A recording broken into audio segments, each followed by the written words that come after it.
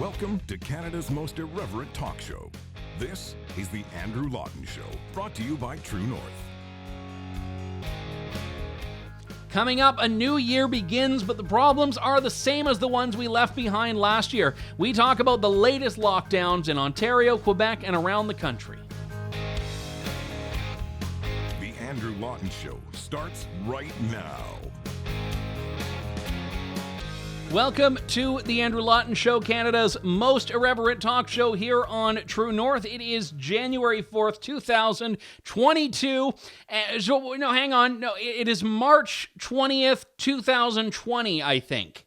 Has it even changed? 2021, 2020, 2022, 2026, 17 years to flatten the curve. My goodness, we left the old year behind, and the new year is pretty much as bad as the old year. I was going to start the show with some amusing anecdote about, this thing that happened to me over Christmas time or whatever.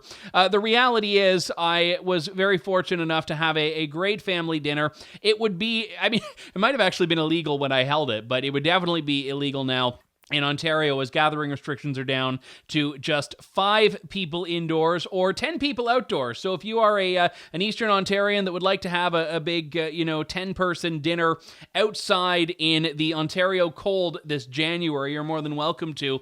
But for the rest of you that want to hunker down indoors, no more than 5 people allowed. But maybe you can go to a restaurant, right? Well, no, you can't, because the restaurants have been shut down, the gyms have been shut down, the movie theaters have been shut down. Pretty much anything in Ontario that the government has deemed non-essential is now no more. And how long is this going to happen? Well, just 21 days. Oh, hang on. No, not 21 days. Let's look at the text here from the Ontario government. At least 21 days. They're not even pretending that this is going to be on a fixed term. 3 days after the Ontario government said that students would be back in the classroom as of Wednesday, January 5th, just 3 days after that, they've said, okay, we changed our minds. Now they're going to be shoved to virtual learning again for at least 2 weeks. So January has already become, in the eyes of the Ontario government, a write-off.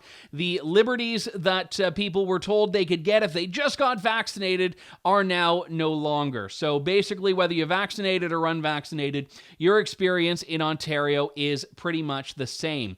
And you know what? It's not much different in Quebec. We'll be doing a deep dive into the Quebec situation later on in the show with Marie Oakes, who's doing some fantastic journalism about what's going on there. They're the only province that can serve as the answer to the question, where is a worse place in North America to live than Ontario? So congratulations, Quebec. You have that honor, at least, with your curfew and prohibition on Sunday shopping. Not for puritanical reasons, but for COVID reasons. Yeah, that's exactly how things are here. So the Omicron variant, lest there be any doubt, is still, if you look at the numbers, proving to be mild. Pretty much everyone knows someone who's got it at this point. Now, I've been talking to a lot of people. I, so far, as best as I can figure out, have managed to avoid the Omicron variant. I know lots of people who have had it, lots of people who are isolating because someone they know has had it, and this is not hyperbole, every single one of them is reporting it as being a mild condition. One person told me it was the least sick they've ever been when they've been sick. That's what the Omicron variant is. So we are now shutting down the province's economy in Ontario, in Quebec, probably elsewhere in the country as well, over something that is in many cases, in fact, in most cases, better, or at least no worse than the common cold. And no one in political leadership in these provinces was prepared to stand up and say, you know what, we're not going along with it. Now, the variable is that I think ordinary citizens are. I predicted a few weeks ago that we were at a bit of a turning point here. That a lot of people who dutifully did what the government asked them to do, instead they were going to, roll up their sleeves and do the hard work and get vaccinated and stay home to save lives and clang and bang their pots and pans for healthcare workers. All of those people, I thought a couple of weeks ago, were finally saying enough. Well, now I think this has pushed them over the edge. Parents in particular are saying that it is just unconscionable. They are not able to abide. I mean, not that they really have a choice, but they don't want to abide by this prohibition on students re-entering the classroom, at least for a couple of weeks in January. And further to that, you've got people that, again, are restaurants that barely survived lockdowns 1, 2, and 3, in many cases that didn't survive them, are now being told they have to shut their doors yet again, all in a month that was already going to be difficult for them. So what the hell is a person in Canada supposed to think, apart from that there is no future in this country anymore? This is a legitimate question that I have to ask. I got criticized a couple of weeks ago. I think it was the Religious Freedom Panel. I got an email from someone who said, I don't like that Andrew can smile and, make a joke when he's talking about a very serious topic.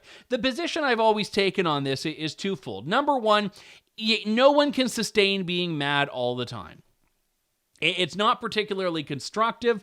It's not particularly sanity-inducing. It's the opposite. The other part is that if the world is going to hell in a handbasket, we should at least be able to enjoy the ride down. That's been my attitude on that. And there's a reason I've always been a big fan and have become a good friend of Mark Steyn, because I've always respected his commitment to trying to find the lighter side of even very dark and serious topics. But the other aspect of this is that when you don't keep your volume at 11, for the entirety of anything you say on any show, when you do bring it up, it has a lot more of an impact. And that's where I am now on this. I mean, I've been fed up for a long time. I've been pessimistic for a long time. I've been demoralized for a long time. Don't let my cheery disposition take away from that fact that I was at a breaking point months ago, and I had to make a point, as any freedom-loving person does, that the pandemic was over. And nothing in the Omicron panic has changed that. If anything, the more I've seen, the more data I've seen has made me more strong in my resolve that this is not something about which we need to worry. Now, we're at the point where if you have two conflicting narratives. You have, on one hand, lawmakers saying this is the pandemic of the unvaccinated. It's the unvaccinated who are dragging us down. And then at the same time, you have all of these places that have introduced vaccine passports that are being shut down because, well, the vaccine passport apparently didn't make the restaurants safer. The vaccine passport didn't make the gyms safer. The vaccine passport, anywhere that the vaccine passport was mandated that's now been shut down, should serve as evidence that governments failed, that their vaunted vaccine passport did nothing.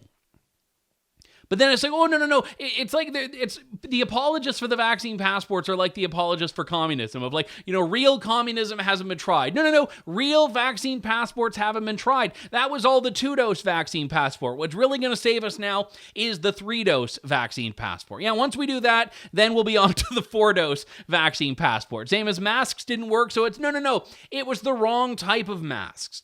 So at a certain point with the goalpost just in overdrive here, it's got to be you need to be double N95 masked, quadruple vaccinated, show your vaccine passport and 3 pictures of photo ID and the negative PCR, and then a negative rapid test every 10 minutes. And once you do that, then it's going to be fine. It would be laughable if it weren't so angering. And that's where we are now. So all of the measures that have failed, all of the measures that have brought us to precisely the point we're at now, at which in 2022, the third year of COVID, the third calendar year of COVID, all of the stuff that's brought us to needing another lockdown at this point is somehow the antidote to what ails us. All of these things that have failed are now what are required to get us. We're almost there. We're almost there. Remember in 2020 when Justin Trudeau said, well, we still got a shot at Christmas. Christmas 2023 maybe. Christmas 2024. At some Christmas, at some point in the future, we may have a shot at getting back to normal. Not the last one, not the one before that, and not the next couple while we're at it. So I don't have the answer to this. I have roots in this country. I've always been open to traveling and seeing the world, and I've had many privileged opportunities to do that. I've never imagined myself being the kind that just wants to load up the car and flee for the border and not look back. But I know, without exaggerating, a number of people who have done that. People that decided, and again, it's obviously people of a certain means that can do that have decided they're going to take a little bit of time away and maybe they don't come back. In fact, the guest I'm going to have later on in the program has done precisely that. Now, she had the benefit of dual citizenship with the United States, but again, a lot of people are trying to find ways, and for some of them, it's just, you know what, I just want to live the Ron DeSantis life in Florida. For other people, especially those with children, it's a lot more fundamental. Their children's childhood, a child's childhood, which you get one shot at, is now being jeopardized or just completely obliterated by government fiat. You can't socialize. You have to mask up for hours and hours a day to go to school, or you don't get to school at all. You've got to do it virtually. You are now, as a child, relegated to days and days of Zoom meetings like mid-level administrative types in adulthood are. And this is now something that we're just supposed to accept is normal. I saw a tweet from a Toronto District School Board trustee the other day talking about how, children are resilient and, they're going to get through this. And just give me a break. Give me a break. We can't just keep holding up the mythical resilience of children, which, by the way, is not infinite, and say that that is going to trump all of the things that we are taking away from the children of today by denying them the right to live their lives. You look at a 6-year-old who will soon come to the point at which half of their lives, half of their alert, aware lives, has been in some form of lockdown. Kids who do not understand that schooling is not supposed to be this thing that is completely masked. People where there is no old normal because they only know the normal in which they've been raised, and that is the pandemic alarmist world. A world that the longer it goes on becomes more ingratiated in our sense of what is normal and what is acceptable. I was moderating the week before Christmas a great panel with Canada Strong and Free Network, and we had people on it that I thought were absolutely fantastic. We had Tasha Kiridan, we had Danielle Smith, and specifically those two had a very interesting disagreement on the vaccine passports. And Tasha made the point, and I don't want to put words in her mouth here, and you can watch the video if you go and look on the Canada Strong and Free Network's website. But Tasha Kiridan had made the point that a lot of these measures are just the way that we can get back to normal. That it's just the best way to get back to normal. Same as that question I told you that I put out on Twitter a few weeks back about masking on airplanes. I said, do you ever think masks are going away on planes? And a lot of people said, oh, come on. If that's what gets rid of the vaccine passport, if that's what gets rid of other restrictions, the mask on the plane is fine. The problem with that thinking is that you're starting from a losing position. Because you're already saying that the old normal is never coming back. So you start to negotiate for your freedom and negotiate for your life. And you start to say, okay, well, I guess I can just wear the mask, or I guess I can do the vaccine passport, I guess I can do all that. You start to view these things, which again, prove the point that you've lost something. So no, I'm actually done, as I have been for quite a while with half measures. Nothing short of a declaration from citizens that we will not abide is going to bring back what has been taken away. Not what's been lost, but what has been and continues to be taken away by governments, by cowardly governments. And I don't even know what they're responding to because, like I mentioned, historically polling has been very lockdown happy. I do think that's changing, especially when you're talking about the treatment of children and what's happening to kids in schools. So I don't know what polls these politicians are following. We know they're not following the science. You've got to assume, I don't think they're following their own moral compasses because that would suggest they had moral compasses to follow. So if they're not following science, they're not following a moral compass, they're maybe not following polling. What is it they are following? I mean, it's got to be one of those things. Maybe it is polling after all. I don't know. If so, perhaps that would be changing. Or is it that they genuinely believe that these doomsday projections, that we're going to have hundreds, this is what Doug Ford said, we're going to have hundreds of thousands of cases a day. And the number he gave, that 1% of Omicron cases will end up in the hospital. And when we get hundreds of thousands of cases a day, 1% of those will overwhelm the healthcare system. The healthcare system has not yet been overwhelmed. And I mentioned this point on Twitter, which got a fair bit of support and also a fair bit of pushback as well. If the people who are telling us why we need to lock down and hunker down and shelter in place and all of that are doing it because, in their words, we need to protect the healthcare system from being overwhelmed, why is nobody asking the obvious? Well, aren't you the ones responsible for the healthcare system? We've had 2 years of this. If in 2 years the people in charge of the healthcare system haven't been able to protect it from getting overwhelmed, why are we listening to these people on anything at all? They failed. Why are they still the ones running the show? Why do they still have any legitimacy or any authority at all in this area? I want to play a clip here if I can, and I don't think this was a misspeak. I think this was actually what he meant.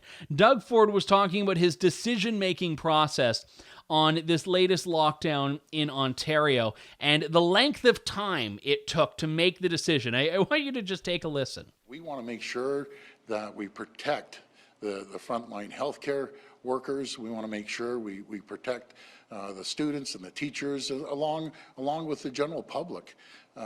This took me about 30 seconds to make a decision. It was a decisive decision, and we're going to make sure that we go through this and be as cautious as possible and use every tool in our toolbox to sustain not only our healthcare, but our economy as well. 30 seconds, he says. 30 seconds, that was all it took to make this decision to shut down restaurants, shut down gyms, shut down movie theaters, and all of that. 30 seconds. Now, let's start with debunking that, because the day prior, there was I think it was like a 6-hour-long cabinet meeting in which this all was being discussed, like 6 hours long. And keep in mind, Ontario legislators are going back to the polls in May of this year. So they've got an election in basically 5 months that they've got to contend with. But 30 seconds, he says, it took to make the decision. The meeting the day before was 6 hours long. And more importantly, 3 days prior to the announcement, as I mentioned earlier, the province had doubled down that schools were going to reopen and students were going to be in class the first week of January, this very week, starting tomorrow. So all of that is to say that there isn't actually much in the way of support, that it only took 30 seconds. But even if it did, why is that a selling point? Why is taking less than a minute to plunge your province into yet another lockdown something that you feel gives you more credibility on this file? And earlier on, incidentally, he talked about how difficult a decision it was. And Christine Elliott, the health minister, said something very simple. I mean, at this point, any goodwill that existed towards government, any trust that existed towards government in the minds of Canadians, I'm not talking about Ontarians here, of Canadians writ large, I think has probably been obliterated. At the very least harmed, but I would say outright obliterated. I don't think there's anyone now that is looking to public health officials and saying, yeah, they've really got a solid head on their shoulders. They know what they're doing. And that works, by the way, for the pro-lockdown people either. Because remember, a lot of folks think that governments are not doing enough. There are lots of people, and it's terrifying if you pay attention to, Dr. Twitter, for example. Not all of them, but some of them. People that think government should lock down everything, lock down for longer. People who are utterly unconcerned with civil liberties, who don't even think those should factor into the equation.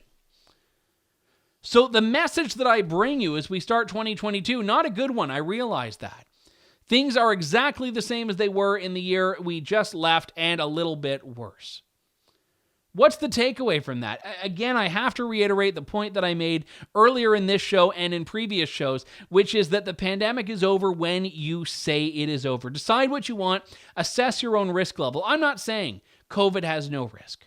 I'm not saying Omicron has no risk. I'm not saying don't get vaccinated. I've been very clear. I am vaccinated, haven't gotten the booster, but I am completely in favor of people making their own choices. And I respect your right to make those choices if you respect my right to make whatever choices I make. But the point of this, and I think where we as a country need to go from here, is that anyone anyone who did something because government told them it was the way out has egg on their face. I mean, there's no other way around it. If you made a decision because you believed in it, good on you. That's the whole point of it. But if you did it because you believed that government had your interests at heart, the government was going to hold up its end of the bargain, well, the joke's on you now. And I don't say that to gloat, because I wanted to believe as well. I haven't believed for a while, but at the very beginning, you remember the 2 weeks to flatten the curve, we're all in this together, the pots and pans. I really wanted to believe that civic spirit would do it, would carry us through. But it didn't, and it won't. So why is there any reason to believe that it will now? I've been spending a fair bit of time, I realize, on Ontario. Now, again, I did a great interview, I think it was great anyway, before the break with Jason Kenney. We cover the whole country here. One province I don't cover all that often, admittedly, is Quebec. And part of that is because it's very difficult to find good reporting coming out of Quebec. But one person who's been doing a tremendous amount of that is Marie Oakes with the Westphalian Times, who has been doing what no other English language journalists are in Quebec, with a couple of exceptions. I think Rebel does some great work there and has a small team, but again, hard to compete with the Radio-Canada and the Montreal Gazettes, which are doing a lot of less than stellar reporting on the pandemic. Marie Oakes joins me now. Good to talk to you. Thanks for coming on today. Well, thank you, Andrew, for having me on. And yeah, that was kind of my focus when I even got involved on the internet. That's exactly what I noticed. People were not really looking at what was happening in Quebec, and I was pretty shocked. A lot of it is in the French media, but it doesn't really make its way to English media, whether it be the WE scandal and, all of the happenings in Quebec with that, or like we're going to talk about lockdowns, curfews, those sort of things that most Canadians and even Americans have no idea that's even going on. Yeah, well, I think that's so key. And I mean, obviously, we don't have time to go through the litany of, reasons that Quebec and the rest of Canada are distinct places. But I know we have seen a little bit of media coverage in the last few weeks about Bill 21, for example, the religious symbols ban, because that had a rearing of its head in the last little while. And I think that underscored that Quebec tends to get away with a lot, in part because you have this political and media culture that tends not to want to confront these issues head on. So you bring that into a lockdown context. Quebec is the only province in the country that has not just imposed a curfew, but has now, as of New Year's Eve, reimposed a curfew. So you can actually be fined just for walking around outside your home in Quebec in the evening.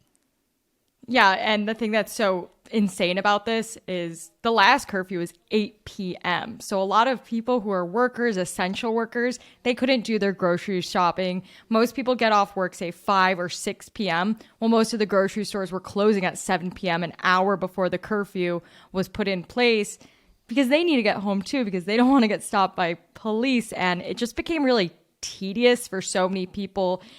And this go around, I think a lot of people are noticing police are less likely to pull you over, less likely to give you as hard of a time, because I think even they are realizing how annoying this is for them to even enforce. I mean, obviously there's going to be those police officers who will be enforcing it.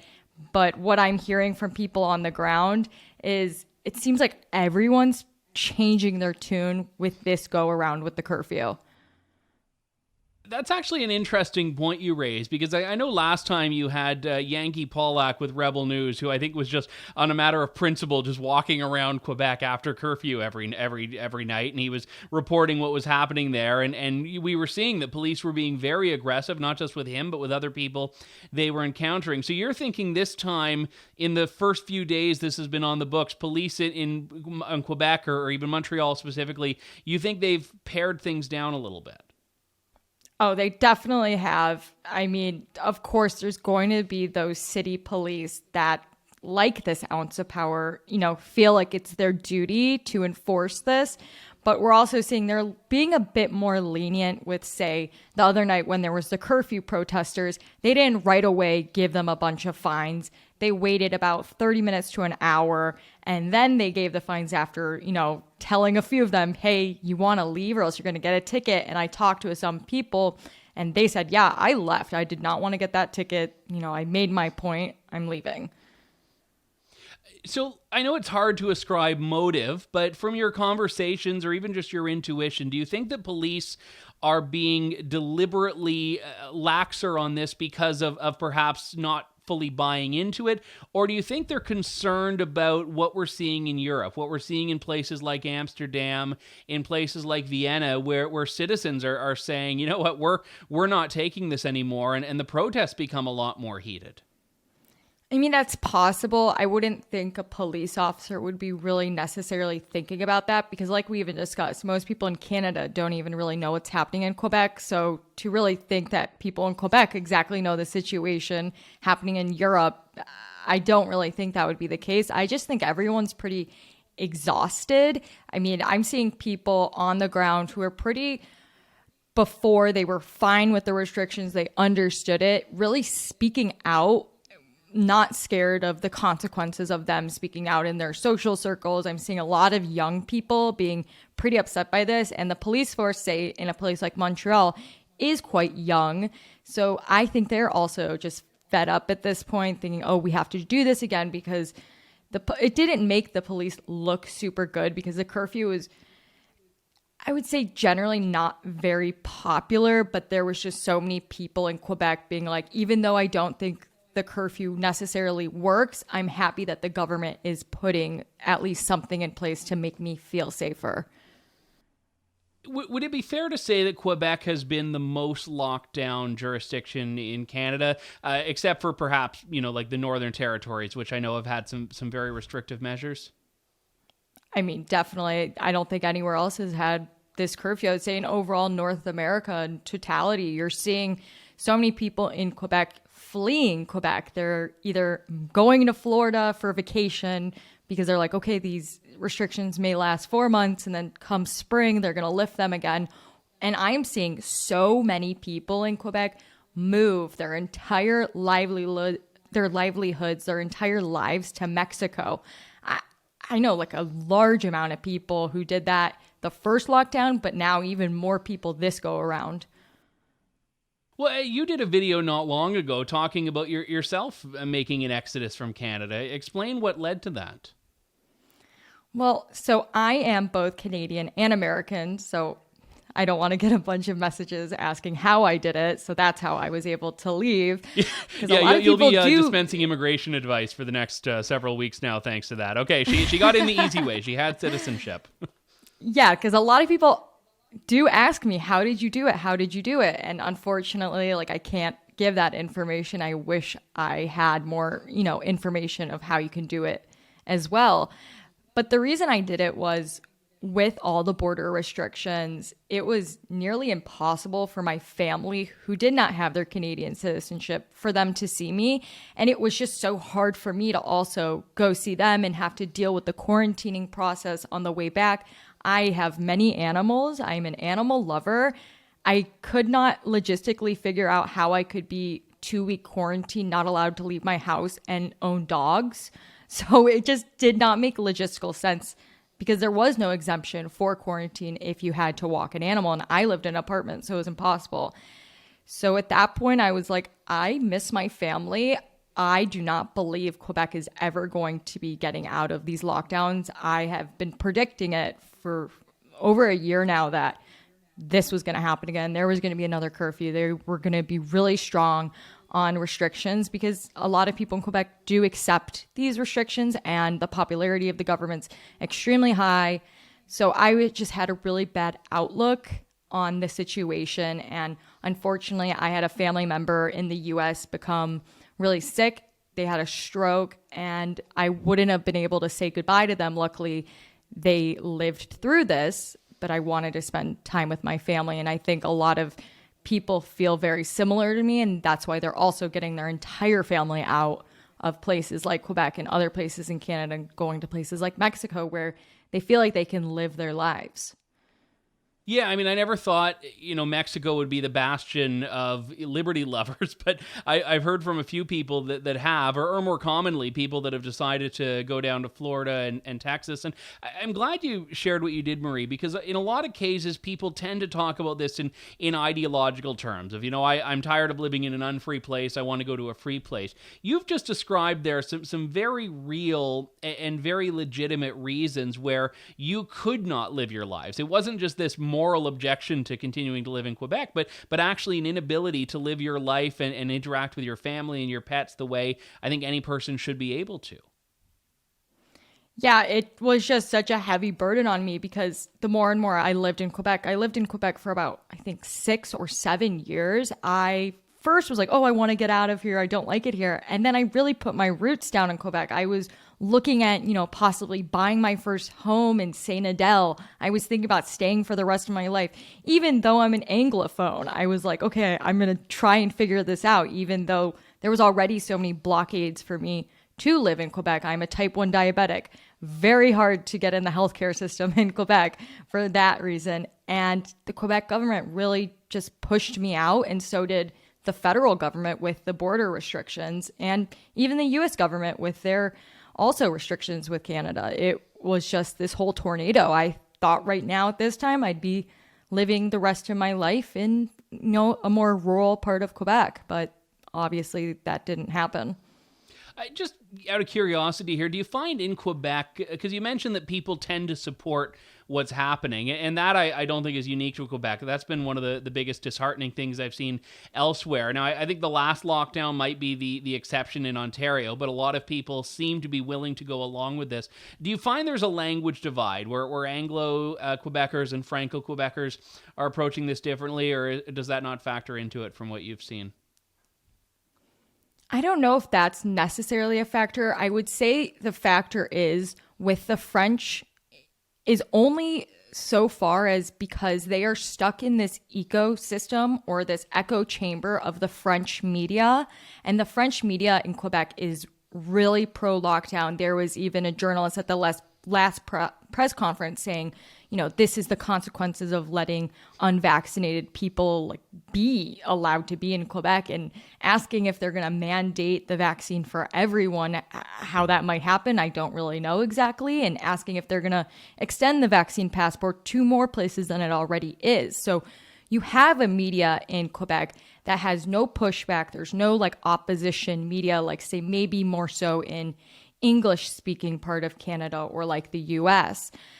So I think a lot of that is the issue with Quebec, and for Francophone speakers is really the only media they have access to is a media that upholds the government rule, doesn't speak against it, is no opposition to the government, is a talking piece for the government, is super pro lockdown, super pro restrictions, where it just becomes really difficult for anyone who is French speaking to break out of that bubble because all they know is that. And when there has been, this media, this radio show in Quebec City that was speaking out against the government pulled their ads. So they gave them a consequence. Hey, you're speaking out against us. Well, the way you make money is through government ads, like so many media all over Canada.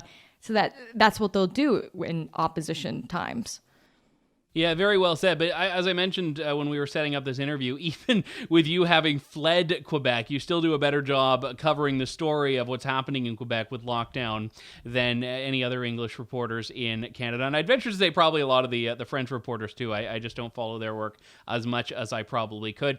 Marie Oakes of the Westphalian Times, an absolute pleasure. Thanks very much for coming on today. Thank you, Andrew. Have a good one. That was Marie Oakes. And that point she mentioned, by the way, about government pulling advertising is a very significant one. Now, I would say it's why media outlets should not themselves depend on government revenue. Even if it's coming in through advertising, they're still reliant on government through and through.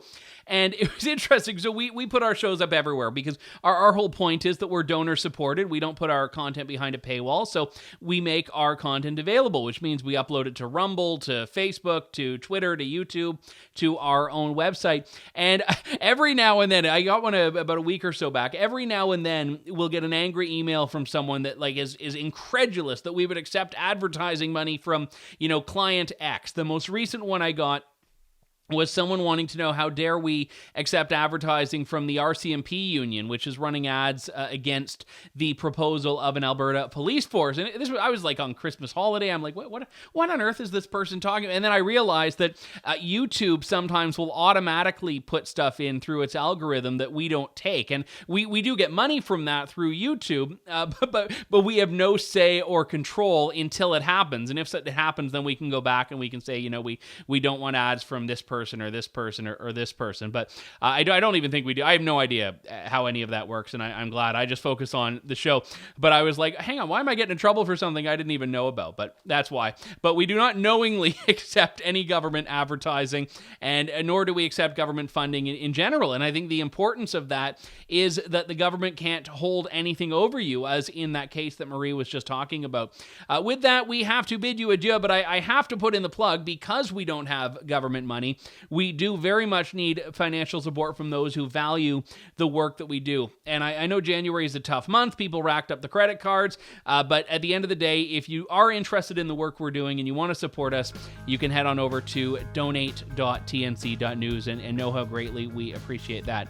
We've got to wrap things there. My thanks to you all. We'll talk to you in a couple days' time with more of Canada's most irreverent talk show. Thank you, God bless, and good day. Thanks for listening to The Andrew Lawton Show. Support the program by donating to True North at www.tnc.news.